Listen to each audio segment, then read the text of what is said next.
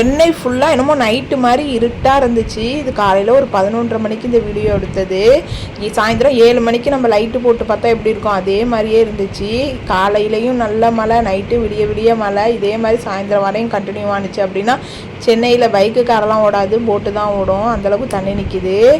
Husband காலையிலே வேலைக்கெல்லாம் போக முடியாது, வீட்டிலேருந்து தான் பார்க்குற மாதிரி இருக்கும் அப்படின்னாங்க. நீங்கள் வீட்டிலேருந்து பாருங்கள், என்ன வேணாலும் பண்ணுங்கள், என்னோடய வேலை சமைக்கிறது. அதை நான் காலையிலே சமைச்சு வச்சுட்டேன்னா அதுக்கப்புறம் நான் ஃப்ரீயாக இருப்பேன் அப்படின்னு சொல்லிட்டு காலையிலே சமைச்சாச்சு. காலையிலே போய் மஞ்சள் பூசணிக்காய் நீர் காய்கறியாக வாங்கிட்டு வந்து இதை தான் சாம்பார் போட்டு வைக்கணுன்ட்டாரு. மாங்காவும் வாங்கிட்டு வந்து கொடுத்தாங்க. தான் நம்ம வீட்டில் சாம்பார் வச்சாலும் ஹோட்டல் டேஸ்ட்டுக்கு வரவே வராதுங்க. அதுக்கு முக்கியமான காரணம் இந்த மஞ்சள் பூசணிக்காய் போட்டு சாம்பார் வைக்கிறது தான். நம்ம நார்மல் டேஸ்ட்டை விட இந்த மஞ்சள் பூசணிக்காய் போட்டு சாம்பார் வச்சா அவ்வளோ டேஸ்ட்டாக இருந்துச்சு, அப்படியே ஹோட்டல் ஸ்டைல் சாம்பார் மாதிரி. ரேஷன் பருப்பில் சாம்பார் வச்சா எவ்வளோ தண்ணியாக வச்சாலும் மத்தியானத்துக்கு திக்காகிடுதுங்க. நான் ரேஷன் பருப்பு தான் யூஸ் பண்ணுவேன். ஒரு மாதம் வாங்கினா அது எனக்கு 2 மாதத்துக்கு வந்துடும். 1 கிலோ பருப்பு அடுத்த மாதத்துக்குள்ளதை எண்ணெயையும் பருப்பையும் சேர்த்து விற்றுடுவேன். ஏன்னா நமக்கு ஒரு மாதம் வாங்கினா 2 மாதத்துக்கு இருக்கும் அப்படிங்கிறதுனால.